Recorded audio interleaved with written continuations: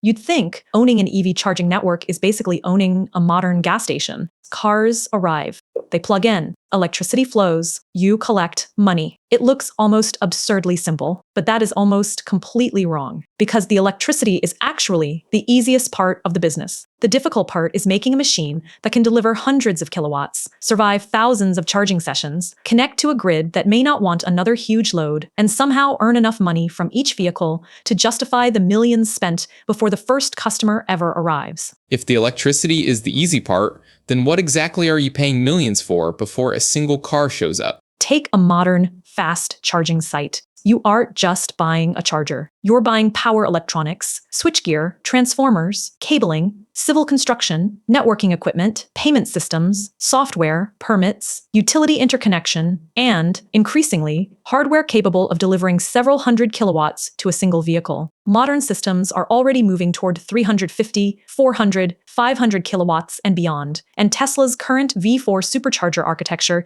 can deliver up to 500 kW per passenger vehicle post, while newer systems are being designed around even higher power levels. And at those power levels, you're not dealing with a glorified wall socket. You're managing heat, current, voltage, and cooling. A 350 kilowatt charger running at 1000 volts is moving hundreds of amps. That's why high-power charging hardware increasingly relies on sophisticated thermal management and liquid-cooled cables rated for continuous high-current operation. So you've bought this incredible machine, but what happens on the morning it switches on and almost nobody comes? Now imagine spending heavily on a site that opens tomorrow. The depreciation clock starts immediately. The lease starts immediately. The software bill starts immediately. Insurance starts immediately. The transformer doesn't care whether 5 cars show up or 500. And that creates what you could call the valley of death. The infrastructure is expensive from day one, but utilization arrives slowly. Picture 8 charging stalls. On opening day, maybe a handful of drivers use them. The next month, a few more. The equipment is already losing value, but revenue is still trying to catch up. This is why charging infrastructure can look spectacular on a map while looking terrible on a spreadsheet. You are effectively building tomorrow's demand with today's money. Say the cars finally arrive and the power flows, so why might that margin never actually reach you?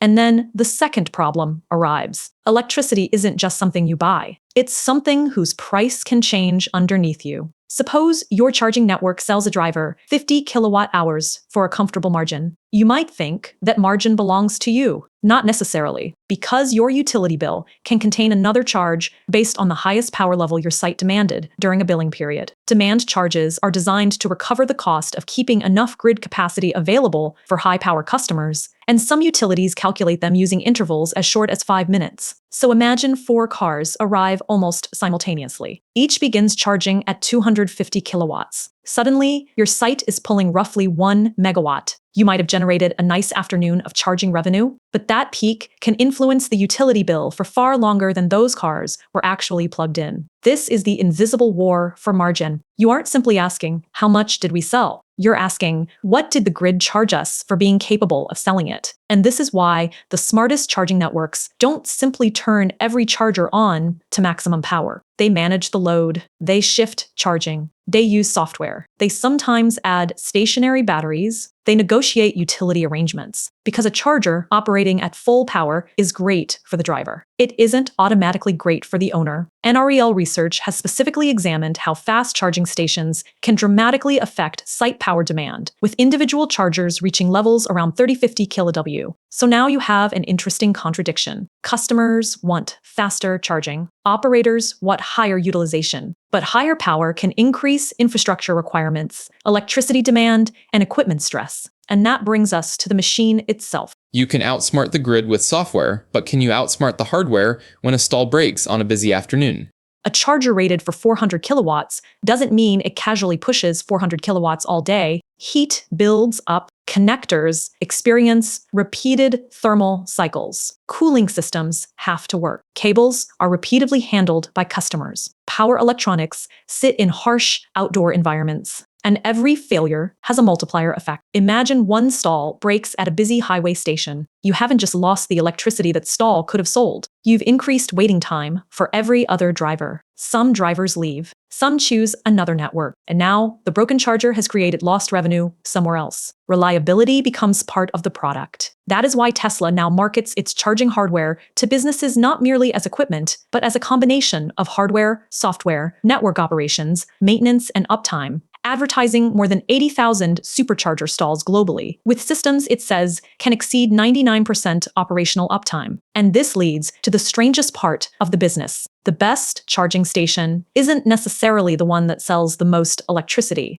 If reliability keeps the drivers coming, what is the station really selling them once they're standing there waiting? It's the one that extracts the most value from the vehicle while it is there. Think about what happens during a charging session. A driver arrives, they plug in, and then they wait. Maybe 15 minutes, maybe 30, maybe longer. That waiting period used to look like dead time. But economically, it is an asset. Because this is one of the rare situations where a business gets paid to bring customers onto its property and then gets permission to keep them there. That's why charging and retail are becoming increasingly intertwined. A convenience store can benefit from the foot traffic. A restaurant can benefit from the dwell time. A shopping center can benefit from the customer who might otherwise drive straight past. Tesla openly markets its Supercharger for Business program around this idea, saying a typical 8-post site can bring more than 80 customers a day to the host business, at sites achieving its cited utilization levels. And suddenly, the charger isn't just selling kilowatt hours. It's selling access. The electricity gets the customer through the door. The coffee, food, shopping, parking, subscriptions, or other services are where the economics can become more interesting. This is also why location becomes incredibly difficult to copy. A charger beside a deserted parking lot might have cheap land, but a charger beside a highway, restaurant, supermarket, or entertainment district has something much more valuable: